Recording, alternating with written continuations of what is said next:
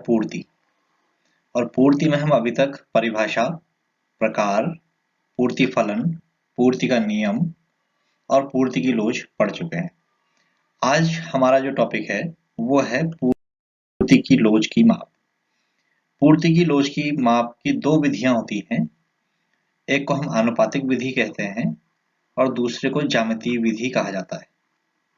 जो आनुपातिक विधि है इसे प्रतिशत विधि भी कहते हैं। दोनों एक ही हैं, प्रतिशत विधि कहें या फिर आनुपातिक विधि कहें। थोड़ा कैलकुलेशन में थोड़ा एक स्टेप का अंतर है। प्रतिशत विधि में हम प्रतिशत के माध्यम से पूर्ति की लोच ज्ञात करते हैं और आनुपातिक विधि में अनुपात के माध्यम से पूर्ति की लोच ज्ञात करते हैं। प्रतिशत और अनुपात में कोई अंतर नहीं होता। जब हम अनुपात को 100 से मल्टीप्लाई कर देते हैं तो वो प्रतिशत बन जाता है। किसी भी अनुपात को जब हम 100 से गुणा करते हैं तो यही जो है प्रतिशत बन जाता है। तो ज्यादा कंफ्यूज होने की जरूरत नहीं है। हम इसको आगे फिर डिटेल से बात करेंगे। दोनों में जो थोड़ा बहुत अंतर है वो किस तरीके से है, लेकिन अंतर इतना नहीं है कि दोनों विधियों को अलग अलग कहा जा सके। इसलिए हम प्रतिशत विधि या आनुपातिक विधि दोनों एक साथ पढ़ते हैं या एक ही पढ़ते हैं, आनुपातिक विधि ही पढ़ते हैं। दूसरी विधि जो है वो है ज्यामितीय विधि। ज्यामितीय विधि हमें पता है, ज्यामितीय शब्द मतलब ड्राइंग, एक्स वाई कर्व से ही जो एक्स एक्सिस और वाई एक्सिस जो बनती है उसी से इसको पूर्ति की लोच ज्ञात की जाती है। इसी को पॉइंट मेथड भी कहते हैं इसको, है ना। बिंदु विधि, बिंदु रीति से पूर्ति की कीमत लोच की माप। तो दो नाम इसके हैं, एक ज्योमेट्रिक मेथड और दूसरा है पॉइंट मेथड। तो आज का हमारा जो लेक्चर है, आज का हमारा जो वीडियो है, इसमें हम सीखेंगे आनुपातिक विधि और प्रतिशत विधि के बारे में। विधियां दो नहीं है बल्कि एक ही है, आप ध्यान रखेंगे। दोनों में थोड़ा अंतर जो है हम उसकी बात हम फिर आगे कर लेंगे। आइए शुरू करते हैं।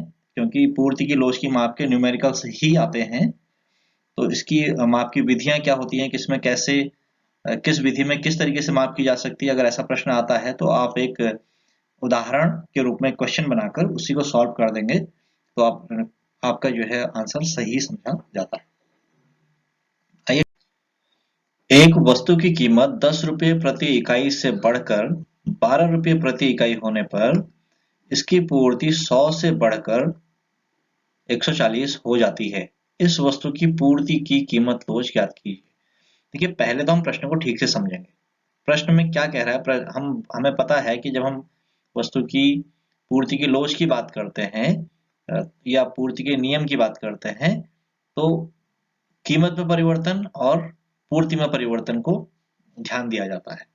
तो प्रश्न में भी हम देख रहे हैं कि कीमत में परिवर्तन हो रहा है और पूर्ति में परिवर्तन हो रहा है। अगर परिवर्तन हो रहा है तो परिवर्तन क्या कमी हो रही है या वृद्धि हो रही है, हम इसको पहले देखेंगे। पहले इस प्रश्न को समझने में ये देखा जाएगा कि कीमत बढ़ रही है या कम हो रही है। बिल्कुल ऐसे ही पूर्ति भी बढ़ रही है या कम हो रही है। प्रश्न में लिखा रहेगा बढ़कर या कम होने पर या कमी होने पर, ठीक है। इस तरह के शब्द स्पष्ट रूप से लिखे गए होंगे। या 10 से पहले कीमत 10 थी फिर बाद में 12 हो जाती है, ऐसे लिखा होगा। तो आपको प्रश्न से निकालना पड़ेगा, समझना पड़ेगा इस बात को कि कीमत में वृद्धि हो रही है या कमी हो रही है। अब हमें पता है कि यहाँ कीमत में वृद्धि हो रही है, ठीक है। तो हम देखेंगे दो चीजें हमको ध्यान रखनी पड़ेंगी इसमें। वृद्धि से पहले कीमत कितनी है और पूर्ति कितनी है, ठीक है। और दूसरी बात जो हमको ध्यान रखनी है वो ये है कि वृद्धि से बाद में, वृद्धि के बाद कीमत कितनी है और पूर्ति कितनी है, ठीक है। तो वृद्धि के पहले और वृद्धि के बाद। जो वृद्धि से पहले है इसके लिए एक शब्द यूज किया गया है बार बार यहाँ पर, वो है प्रारंभिक पूर्ति या प्रारंभिक कीमत। वृद्धि से पहले को हम कहेंगे प्रारंभिक। तो प्रारंभिक कीमत होगी या फिर प्रारंभिक पूर्ति होगी, ठीक है। वृद्धि के बाद के लिए कोई विशेष शब्द कोई हमारे सूत्र में यूज नहीं है, लेकिन इसका प्रयोग इस बात के लिए होता है कि परिवर्तन कितना हो रहा है, ठीक है। तो जब हम इस क्वेश्चन को सॉल्व करेंगे तो हमें 3 स्टेप्स में सॉल्व करना होता है। पहले स्टेप की हम बात करते हैं। जो पहला स्टेप है, फर्स्ट स्टेप में हम क्या करेंगे, फर्स्ट स्टेप में हम पूर्ति में प्रतिशत परिवर्तन पता करेंगे। पूर्ति में परसेंट चेंज, पूर्ति में प्रतिशत परिवर्तन ज्ञात किया जाता है। परिवर्तन, ये पहले स्टेप में आएगा। दूसरे स्टेप में हम करेंगे, और दूसरे स्टेप में कीमत में प्रतिशत परिवर्तन ज्ञात किया जाता है। कीमत में प्रतिशत परिवर्तन पता करते हैं, ठीक है। और जो हमारा तीसरा स्टेप है, तीसरे स्टेप में हम क्या करते हैं कि दोनों से जो दोनों स्टेप में जो परसेंट चेंज आता है, हमें पता चलता है, उसको हम डिवाइड कर देते हैं। वहीं पे जो है लोच पता चल जाती है। लोच बराबर पूर्ति में परसेंट परिवर्तन बटे कीमत में परसेंट परिवर्तन। बस 3 स्टेप है, हमें इन 3 स्टेप्स का यूज करना है और हमारा जो पूर्ति की लोच होती है वो हमें पता चल जाती है। अब हम इसको सॉल्व करके देखते हैं। पहले स्टेप में पूर्ति में प्रतिशत परिवर्तन ज्ञात करना है, तो इसके लिए हमारे पास जो फॉर्मूला होता है वो होता है पूर्ति में परिवर्तन, पूर्ति में परिवर्तन। और पूर्ति में परिवर्तन का पता कैसे चलता है हमें? पूर्ति में परिवर्तन का पता चलता है बाद में पूर्ति माइनस पहले की पूर्ति, तो पूर्ति में परिवर्तन हो जाएगा। इससे पता चल जाएगा हमको। अब बाद में पूर्ति कितनी है और पहले कितनी है, आप इसको देखें।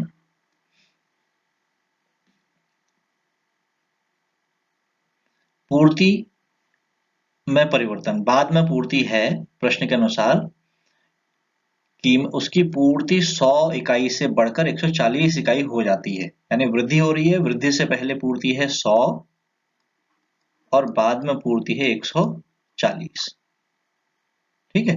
तो अब यहाँ देखेंगे हम, ये इसको ऐसे लिख दिया है यहाँ पर, आप इसको थोड़ा ध्यान रखेंगे। सूत्र जो है पूर्ति में परिवर्तन बटे प्रारंभिक पूर्ति, ये इसका सूत्र होता है, प्रारंभिक पूर्ति, ठीक। और प्रतिशत विधि से ये प्रश्न हल हो रहा है, इसलिए गुणा 100 भी लिखेंगे। जब कोई भिन्न, किसी भिन्न को जब हम 100 से गुणा करते हैं तो वो प्रतिशत बन जाती है। तो यहाँ पे हमें ये करना है। प्रारंभिक पूर्ति कितनी है? प्रारंभिक मतलब कीमत बदलने से पहले, कीमत में वृद्धि होने से पहले, कीमत में वृद्धि होने से पहले जो पूर्ति है वो है 100 इकाई के बराबर। तो इसको यहाँ पर हम ऐसे लिख लेंगे, ठीक है। अब ये मान हमने यहाँ पे लिखे हैं, इनकी वैल्यू हम नीचे लिख लेंगे। आपको समझाने के लिए लिखा हुआ था, हम इसको ऐसे लिखेंगे, वह मैं आपको बता देता हूँ।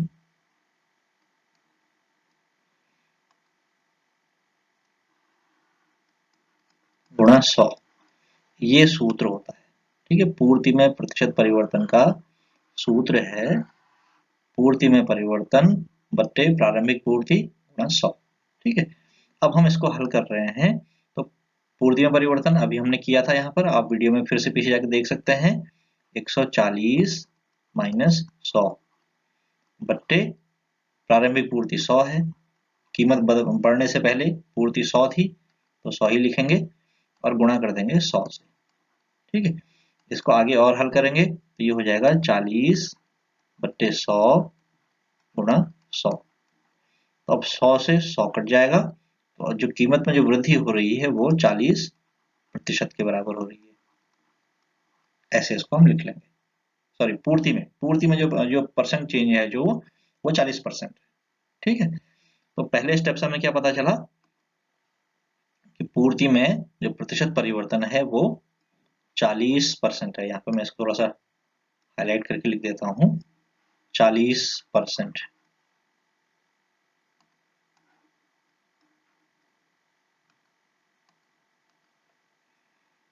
पूर्ति में 40% की परिवर्तन है, ठीक है।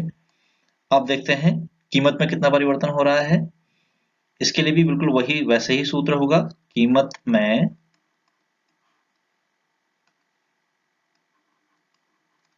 प्रतिशत परिवर्तन बराबर, लिखेंगे इसको, कीमत में परिवर्तन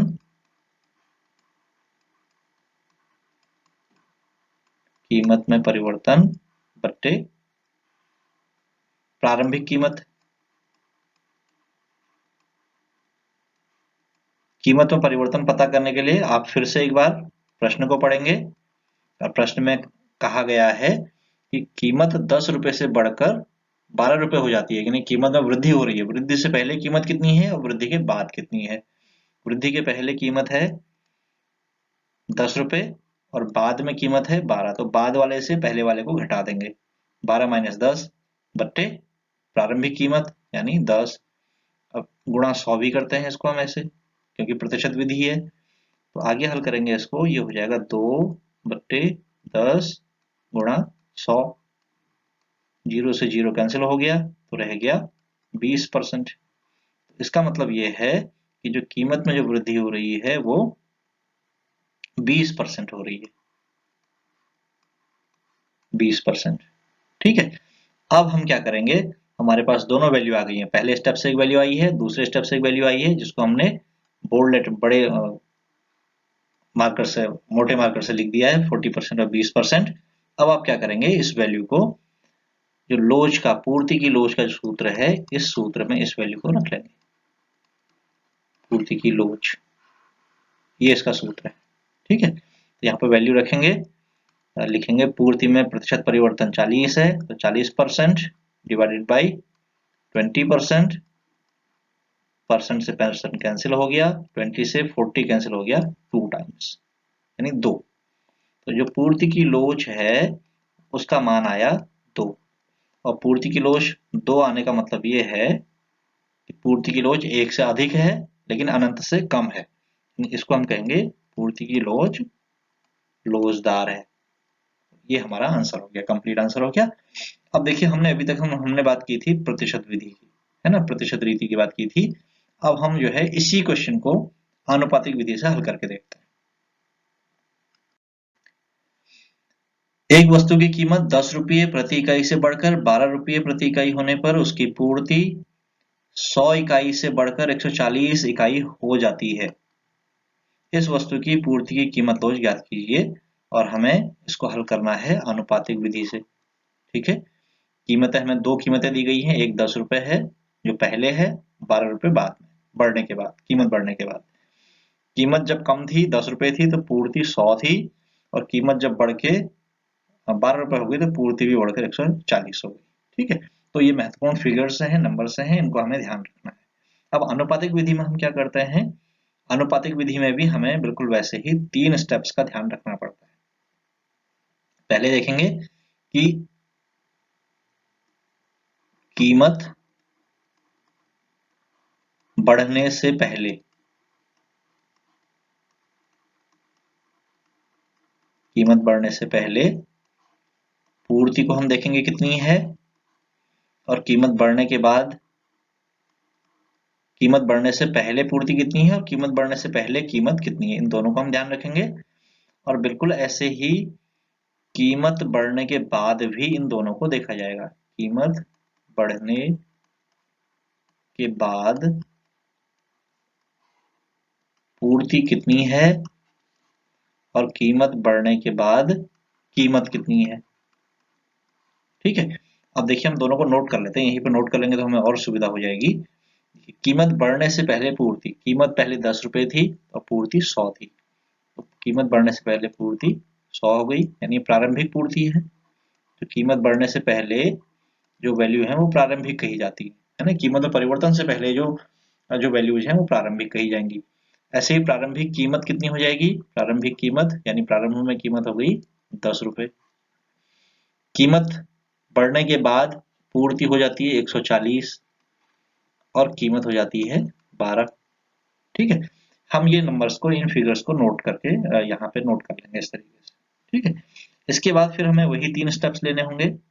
पहले स्टेप में हमने प्रतिशत विधि में क्या किया था, प्रतिशत परिवर्तन ज्ञात किया था।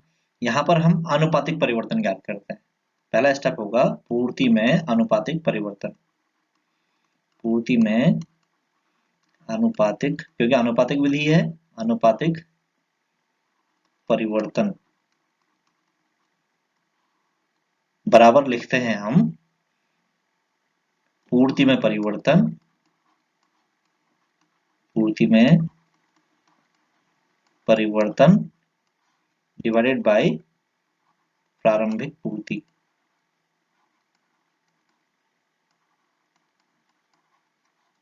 ठीक है, अब प्रारंभ में पूर्ति कितनी है? प्रारंभ में पूर्ति है, सॉरी, पूर्ति में परिवर्तन कितना है? देखिए, बाद में पूर्ति 140 हो गई और पहले कितनी थी? 100 थी। तो हम क्या करेंगे, यहाँ पर लिखेंगे 140 माइनस 100 बट्टे प्रारंभिक पूर्ति। प्रारंभिक पूर्ति 100 है, लिखेंगे 100, तो ये वैल्यू हो जाएगी 40 बट्टे 100। देखिए, प्रतिशत विधि और अनुपातिक विधि में महत्वपूर्ण अंतर है। प्रतिशत विधि में हमने गुणा 100 कर दिया था यहाँ पर, है ना, लेकिन हम यहाँ पर गुणा 100 नहीं करेंगे क्योंकि ये अनुपातिक विधि है, हमारे 40 बट्टे 100 करके ही काम चल जाता है। ठीक, अब दूसरे स्टेप में क्या करेंगे? बिल्कुल ऐसे ही जैसे हमने पहले स्टेप में पूर्ति में अनुपातिक परिवर्तन ज्ञात किया था, बिल्कुल ऐसे ही हम दूसरे स्टेप में कीमत में अनुपातिक परिवर्तन ज्ञात करते हैं। स्टेप 2 हो जाएगा कीमत में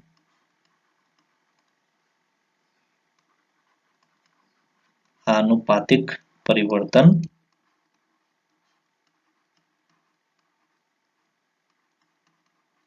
बराबर कीमत में परिवर्तन,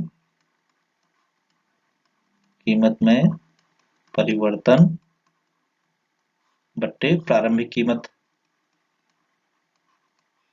प्रारंभिक कीमत। अब इसको हल करेंगे तो कीमत में परिवर्तन कितना हो रहा है? पहले 10 रुपए कीमत थी, बाद में 12 हो गई, तो 12 माइनस 10 परिवर्तन आ जाएगा और बट्टे करेंगे 10, तो ये हो जाएगा 12 में 10 घटाया 2 बट्टे 10। ठीक है, अब हम क्या करते हैं, इस पूरे पूरे दोनों वैल्यू हमारे पास आ गई है। हमारे पास एक वैल्यू आई पूर्ति में अनुपातिक परिवर्तन की, वो थी 40 बट्टे 100, और दूसरी वैल्यू आई 2/10 जो कीमत में अनुपातिक परिवर्तन की है। ठीक है, अब हम क्या करते हैं, इस वैल्यू को जो है एक लोच के रूप में लिख लेते हैं। लोच के सूत्र में वैल्यू को रख लेंगे तो जो वैल्यू आएगी वो हमारी पूर्ति की लोच होगी। तो यहाँ पे लिखेंगे पूर्ति की लोच बराबर, पूर्ति की लोच बराबर पूर्ति में आनुपातिक परिवर्तन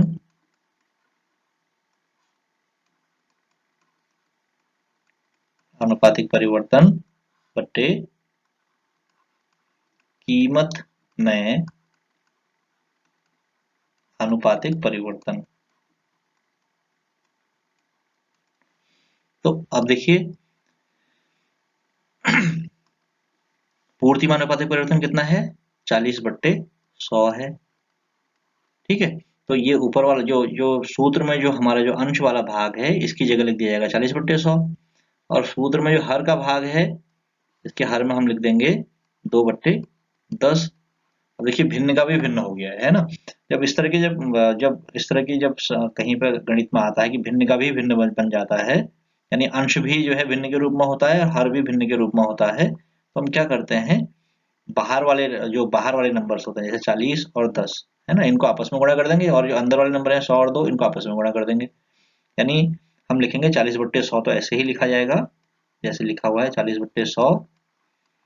जो ये वाली लाइन है, इस लाइन की जो भिन्न वाली लाइन है, इसमें इसकी जगह लिख देंगे हम गुणा, और गुणा की जगह, गुणा के बाद लिख देंगे यहाँ पर, यहाँ 2/10 था नीचे वाला हिस्सा, इस 2/10 की जगह हम लिख देंगे 10/2, यानी उस भिन्न को हम उलट देंगे जो पहले लिखी हुई थी, है ना, यहाँ 2/10 था, हम इसको 10/2 कर देते हैं। ठीक है, अब हम ऊपर, यानी ऊपर मतलब अंश और अंश को आपस में गुणा करेंगे 400, हर और हर को आपस में गुणा करेंगे तो 200, 400/200, 0 से 0 सब कैंसिल हो जाएंगे, 4 को 2 से भाग करेंगे तो 2, तो पूर्ति की लोच आ गई 2। और हमने जब प्रतिशत विधि से हल किया था उस समय हम कहा था कि पूर्ति की लोच 2 है तो लोचदार है, तो वही सेम तरीका यहाँ पर भी अपनाया जाएगा। ठीक है, ठीक है, आगे बढ़ते हैं। ओके, अब देखिए हम दोनों में एक जो है तुलना कर लेते हैं। ठीक है, हम सूत्र को जो है और आसान बनाने की कोशिश करते हैं। सूत्र को आसान बनाने के लिए हम देखते हैं प्रतिशत विधि में पहले बना लेते हैं। प्रतिशत विधि में हमें 3 स्टेप्स हमारे यूज होते हैं। पहला स्टेप है पूर्ति में आनुपातिक परिवर्तन, पूर्ति में आनुपातिक आनुपातिक नहीं, प्रतिशत प्रतिशत परिवर्तन। पूर्ति में प्रतिशत परिवर्तन को लिखा जाता है delta Q divided by Q गुणा 100, इसको ऐसे लिखा जाता है। ठीक है, ऐसे ही कीमत में प्रतिशत परिवर्तन, कीमत में प्रतिशत परिवर्तन, इसको लिखा जाता है डेल्टा पी बट्टे पी गुणा 100। अब देखिए यहां पर हम बात कर लेते हैं जो Q है, Q का मतलब है प्रारंभिक पूर्ति, प्रारंभिक पूर्ति। ठीक है, और Q कहाँ पे लिखा हुआ है, Q हर में लिखा हुआ है। ठीक, जो ऊपर की जो वैल्यू है इसको हम Q नहीं पढ़ते हैं, बल्कि इसको हम डेल्टा Q करेंगे, इस पूरी वैल्यू को एक साथ पढ़ा जाता है। तो डेल्टा Q का मतलब हो जाएगा पूर्ति में परिवर्तन, पूर्ति में परिवर्तन। और पूर्ति में परिवर्तन कैसे पता चलता है हमको, पूर्ति में परिवर्तन हमें पता चलता है Q1 माइनस Q करके। हमें पता है Q क्या है, प्रारंभिक पूर्ति है Q, और बाद की पूर्ति को अगर हम Q1 लिख लें, ये 100 जो है ये Q है और 140 Q1 है ना। ऐसे ही P 10 रुपए P है और जो 12 रुपए है ये P1 है। ठीक, तो Q1 माइनस Q करेंगे हम, यानी इस वैल्यू से आता है डेल्टा Q। अगर आपको कंफ्यूजन होता है Q1 Q, तो आप सीधे प्रश्न में जाएं कि कीमत में अगर वृद्धि हो रही है तो वृद्धि से पहले कितनी कीमत है, कीमत में वृद्धि के बाद कितनी कीमत है, या फिर कीमत में वृद्धि से पहले पूर्ति कितनी है और बाद में पूर्ति कितनी है, उससे परिवर्तन पता चल जाता है। आप सीधे सीधे डेल्टा Q बराबर 40 भी लिख देंगे तब भी आपका काम चल जाता है। ठीक है, बिल्कुल ऐसे ही कीमत में प्रतिशत परिवर्तन को डेल्टा P बट्टे P गुणा 100, और इसमें भी वैल्यूज वैसे ही हैं। P का मतलब है, P का मतलब है प्रारंभिक कीमत, P for price, Q for quantity, delta P, delta इस ये P और ये P दोनों बराबर नहीं है। जो हर में जो हमने P लिखा है वो P नहीं है, बल्कि वो डेल्टा P है। इस पूरे को एक साथ पढ़ते हैं, तो डेल्टा P का मतलब हो गया कीमत में परिवर्तन,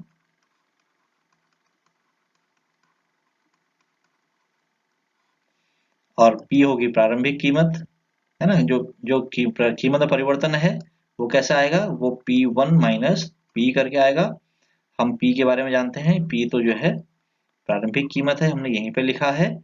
और जो P1 है, ये P1 को हम लिख सकते हैं बाद में कीमत, ऐसे भी लिख सकते हैं, कीमत बढ़ने के बाद कीमत।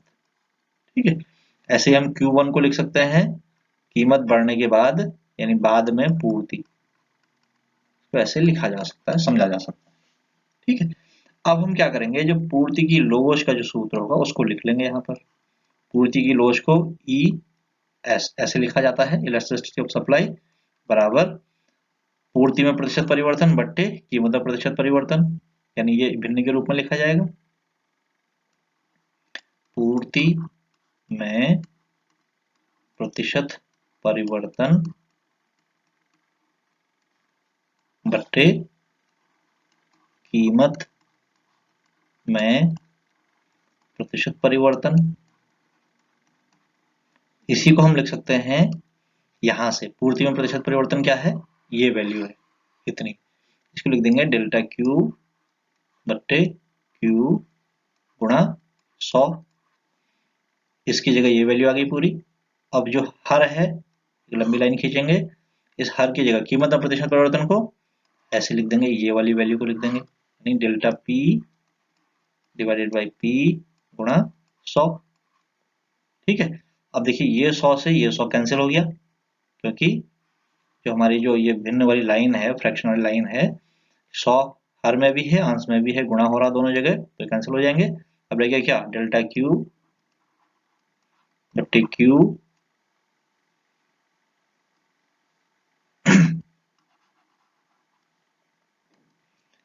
ये हिस्सा रह गया है, इतना वाला हिस्सा रह गया है, इसको हम ऐसे ही लिखेंगे, ई एस बराबर यानी इलास्टिसिटी ऑफ सप्लाई बराबर डेल्टा क्यू बट्टे Q whole divided by delta P divided by P, ऐसे लिखेंगे इसको हम।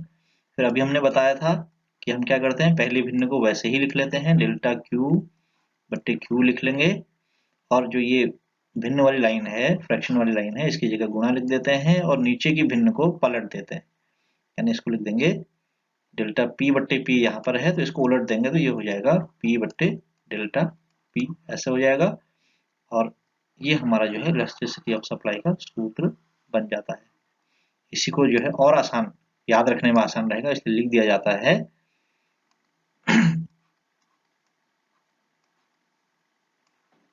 पूर्ति की लोज बराबर delta Q divided by delta P गुणा पी बट्टे क्यू, इस तरीके से सूत्र को लिख देते हैं। और जो ये सूत्र है ये आयतो प्रतिशत विधि से है, लेकिन अनुपातिक विधि का सूत्र यही रहता है, इसलिए दोनों विधियां एक हैं, इसलिए हम पहले कह रहे थे।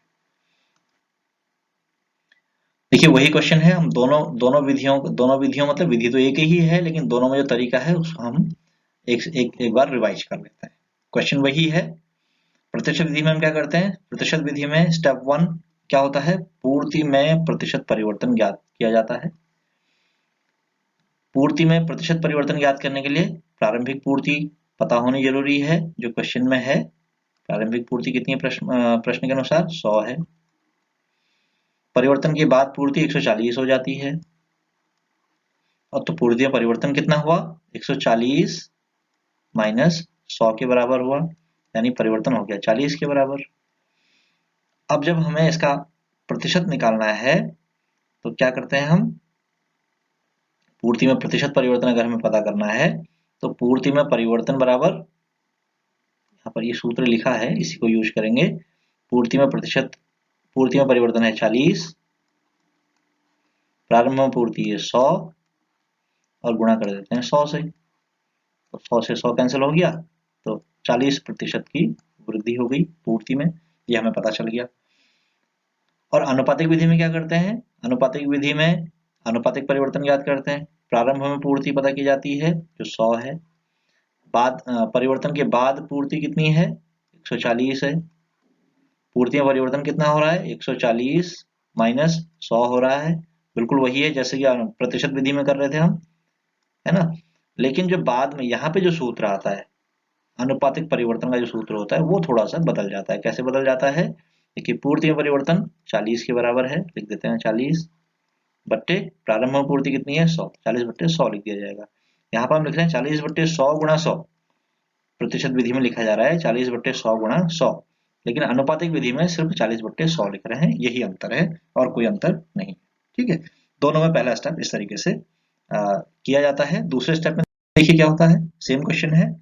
दूसरे स्टेप में कीमत में परिवर्तन पता किया जाएगा। पहला स्टेप पूर्ति में परिवर्तन का पता करने का है, दूसरा स्टेप कीमत में परिवर्तन। अगर प्रतिशत विधि से कर रहे हैं तो प्रतिशत परिवर्तन ज्ञात करेंगे, अनुपातिक विधि से कर रहे हैं तो अनुपातिक परिवर्तन ज्ञात करते हैं।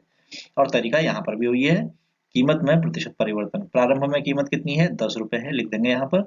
परिवर्तन के बाद कीमत कितनी है 12 रुपए, लिख देंगे ऐसे। कीमत में परिवर्तन कितना हुआ 12 माइनस 10 यानी 2 के बराबर परिवर्तन हुआ है। कीमत में प्रतिशत परिवर्तन कितना हो गया, कीमत परिवर्तन की जगह लिखेंगे 2 बट्टे प्रारंभ में कीमत है 10 गुणा 100, इसको हल करेंगे 10 से 100 10 बार कट जाएगा और 10 गुणा 2 बराबर 20 हो जाएगा। तो कीमत में जो परिवर्तन है, प्रतिशत परिवर्तन है वो 20% है।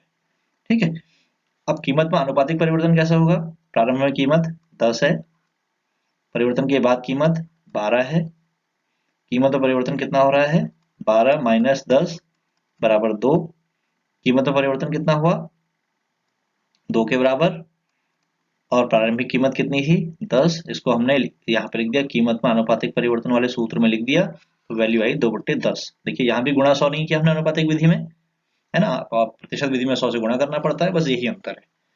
फिर अगले स्टेप पे चले जाएंगे। तीसरा स्टेप क्या है? तीसरा स्टेप सीधे सीधे सूत्र होता है पूर्ति की लोच का। पूर्ति की लोच का सूत्र है, उसके अनुसार पूर्ति में प्रतिशत परिवर्तन बट्टे कीमत में प्रतिशत परिवर्तन, अगर प्रतिशत विधि से हल कर रहे हैं तो। और अगर आनुपातिक विधि से कर रहे हैं तब सूत्र हो जाएगा, आनुपातिक विधि से हल करने पर सूत्र हो जाता है पूर्ति में आनुपातिक परिवर्तन बट्टे कीमत में आनुपातिक परिवर्तन। इसको हम यहाँ पर हल कर भी सकते हैं उसी एग्जांपल के अनुसार। आप इसको एक बार फिर से पीछे जाके देख लेंगे, बिल्कुल यही मेथड से हैं, यही स्टेप से हैं। आप इस तरीके से पूर्ति की लोच ज्ञात कर सकते हैं।